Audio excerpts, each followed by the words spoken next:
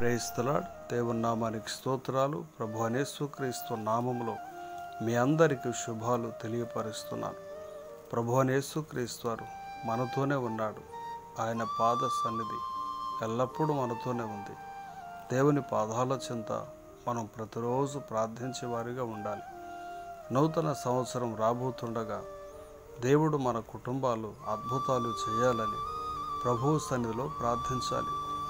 దేవుని వాక్యం ఈ విధంగా సెలవిస్తుంది.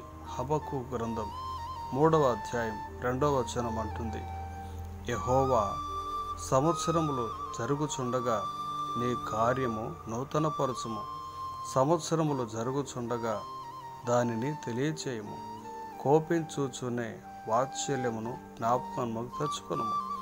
అవును సహోదరి సహోదరుడా, సంవత్సరాలు జరుగుతుండగా దేవుని కార్యాలు నూతనంగా మన కుటుంబంలో జరగాలి. మనము హబక్కూకులాగా దేవుని పాద సన్నిధిలో ప్రార్థించాలి.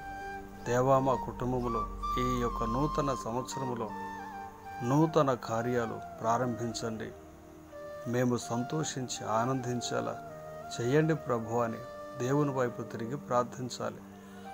మన హృదయంలో ఉన్న చెడుతనాన్ని విడిచిపెట్టి దేవుని పాదాల చెంత ఎప్పుడైతే ప్రార్థిస్తామో తప్పకుండా దేవుడు నూతన కార్యాలు చేయడానికి ఇష్టపడతాడు. రాబోయే సంవత్సరంలో నూతన కార్యాలు చూడాలని ఉపవాసంతో దేవుని పాదాల చెంత ప్రార్థించి దేవుని ఆశీర్వాదాలు పొందండి. తప్పకుండా దేవుడు మీ కుటుంబంలో నూతన కార్యాలు జరిగించబోతున్నాడు. విశ్వాసంతో దేవుని కార్యాల కొరకు ఎదురు చూడండి. దేవుని ఆశీర్వాదాలు పొందండి.